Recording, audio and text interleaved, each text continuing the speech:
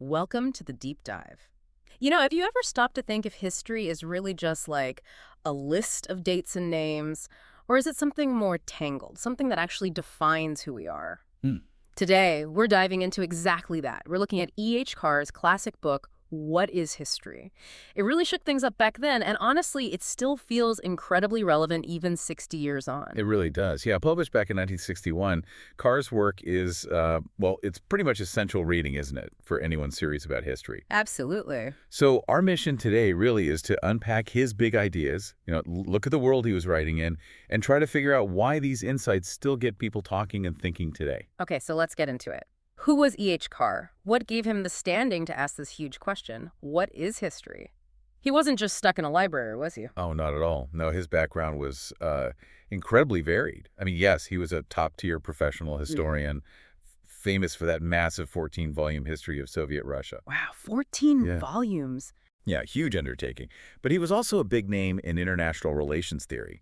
The 20 Years' Crisis, Conditions of Peace, really influential books. Right. But the really unique thing about Carr, and you kind of need to grasp this to get his viewpoint, is what some people call his triple role. He wasn't just thinking about stuff. He was involved in, well, figuring out solutions and actually putting them into practice. Okay, explain that a bit more. Triple role. Yeah, so think about it.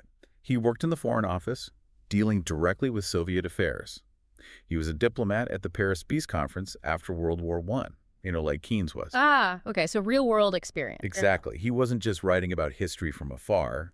He had his hands dirty, so to speak, Hmm. shaping events involved in policy. So that experience, being a diplomat, seeing the Cold War unfold firsthand, how did that practical side specifically feed into how he saw history? Yeah. Made him different from a pure academic. It's absolutely central. It gave his theories real grounding. They weren't just abstract ideas cooked up in an office.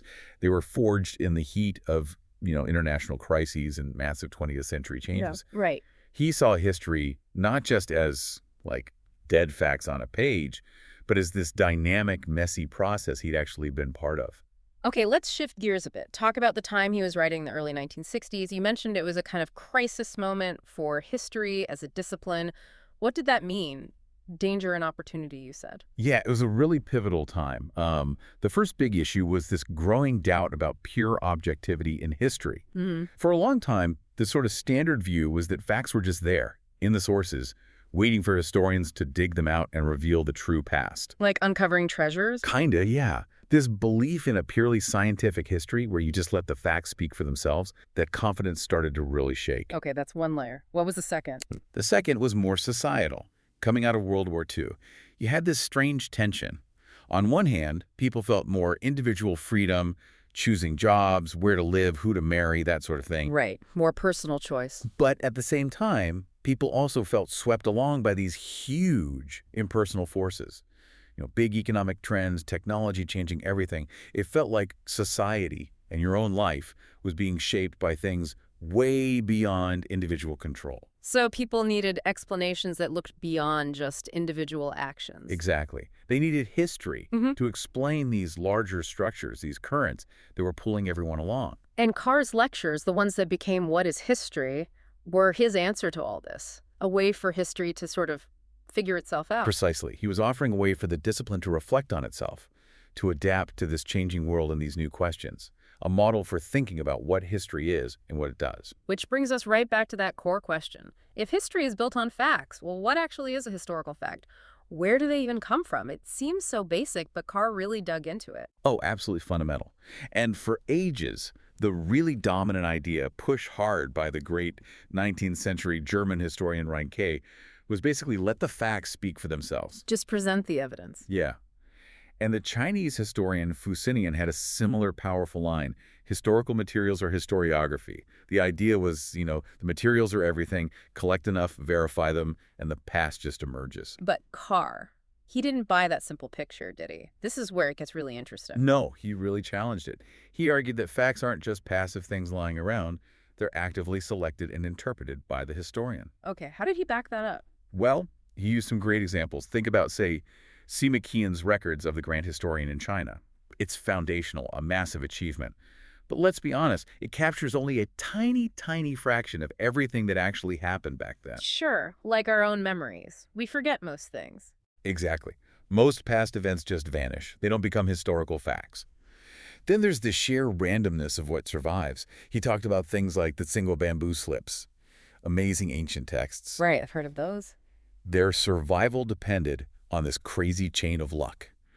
A tomb owner liking them, the right soil chemistry to preserve bamboo for centuries, tomb raiders finding that tomb, and then researchers who could actually save and read them. Break any link, poof, gone. So chance plays a huge role in what evidence we even have. A massive role. And even with what we do have, historians face this like ocean of material. No one can read everything. So if you're going to write a history, you have to choose. You must select. You can't just present everything.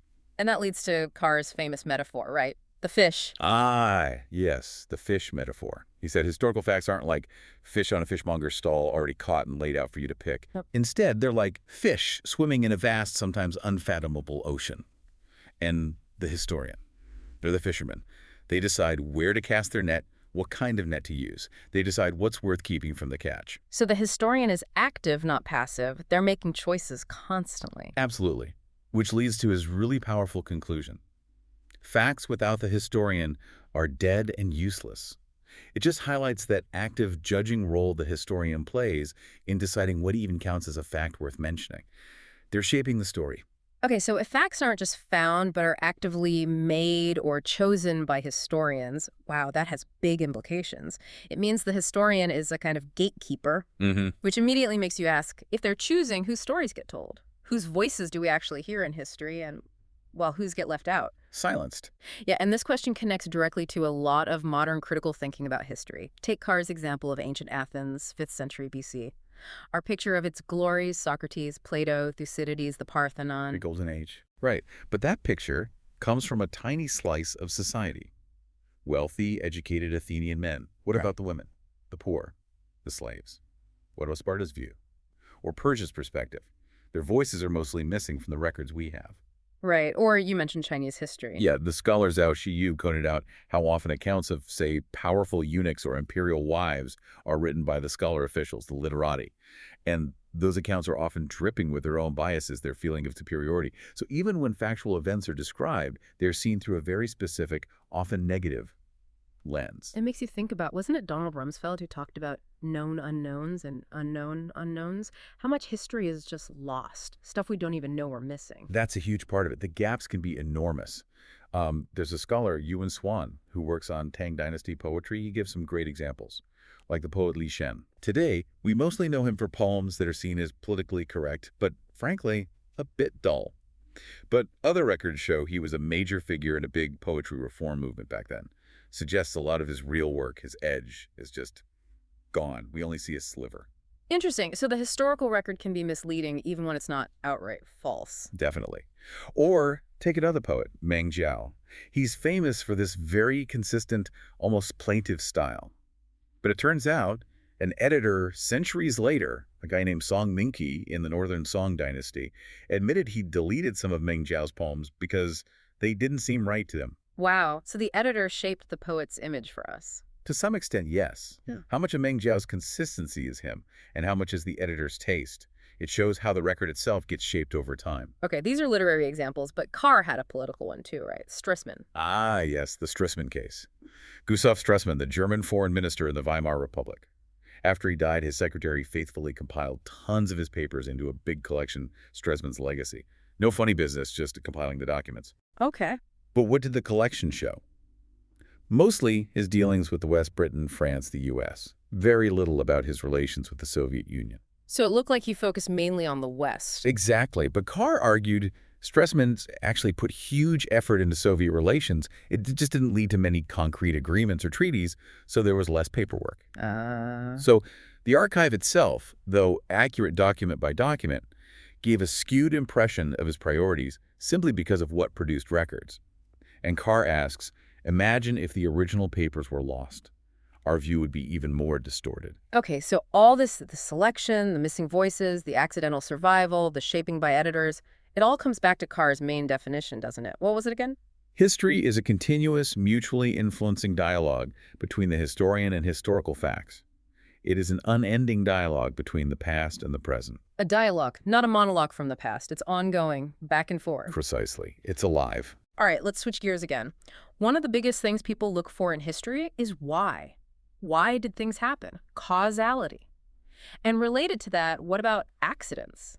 Do random events change history? Yeah, causality is a huge one. Yep. Carr uses this really simple, everyday example. Mr. Robertson steps out to buy cigarettes, crosses the road, gets hit by a car, and dies. Okay, a tragedy. Right. And you could list causes. Hmm. He wanted cigarettes, the road had a blind corner, the car's brakes were bad, the driver was drunk, all factors. Sure. But Carr says, using common sense, you wouldn't normally say the main cause was his cigarette craving. You'd focus on the road, the car, the driver, the things that seem more, well, significant in explaining the fatal outcome. Right, you prioritize. Historians do the same. They look for causes that seem significant in explaining the historical outcome they're interested in, not just any old contributing factor. It makes me think about those what-if scenarios, though. Historical contingency. Like Pascal saying, if Cleopatra's nose had been shorter, the whole course of history might have changed. Or the Chinese scholar Li Zhehu wondering, what if Empress Cixi had died much earlier? Would modern China be totally different? It's fascinating to speculate. It is fascinating, and Carr doesn't dismiss contingency entirely. He thought it was silly to ignore accidents. But his point was subtle. He argued we call them accidents precisely because we can't really fit them neatly into a larger explanation. If we could explain their impact systematically, they wouldn't feel so random anymore. They'd just be part of the causal story. So an accident is something that disrupts the pattern we're trying to explain. Sort of, yes. And this links to his bigger idea of history as a social process. Yeah. Something larger than just what individuals intend to do. Okay, what does that mean, social process? Well, it goes back to thinkers like Adam Smith, his invisible hand, Yeah. or Kant or Hegel. They explored how people pursuing their own individual goals can collectively create outcomes that nobody planned or intended. Like the market economy, maybe. That's the classic example, yeah. Yeah. Individual actions add up to large-scale historical trends and changes that transcend any single person's intention. History has this collective momentum. And that view fits with how history writing changed in the 20th century, right? Moving beyond just kings and generals. Absolutely. There was a big shift towards studying larger groups, social structures, economic forces, mentalities, understanding the broader context, rather than just focusing on powerful individuals making decisions. Carr's ideas resonated with that shift. So as we wrap up our deep dive here, it really feels like Carr's What is History did more than just present ideas. It acted like a mirror for the whole field, didn't it? Made historians think about their own work. It absolutely did. It was a major catalyst for self-reflection within the profession. Now, his ideas weren't universally accepted, of course. People have pushed back. Like who? What kind of criticisms? Well, someone like Richard Evans challenged his example about Caesar crossing the Rubicon, arguing it wasn't quite as simple as Carr made out. Others have critiqued Carr's attempt to separate, explaining why something happened from making value judgments about it, especially with things like accidents or contingencies. Okay, so it sparked debate, which is healthy. Definitely. But the reason the book endures, I think, beyond the core arguments is Carr's style, his wit, his deep knowledge, and especially his use of really vivid, concrete examples. That's what makes complex issues feel understandable and, well, memorable. He could tackle really thorny problems with clarity. He really showed us that history isn't static, it's this living dialogue. So maybe a final thought for you listening right now. As you read history or watch a documentary or even just follow the news, think about that dialogue. What questions pop into your head? What perspectives seem missing? What fish, maybe overlooked before, might you bring up from that vast ocean of the past?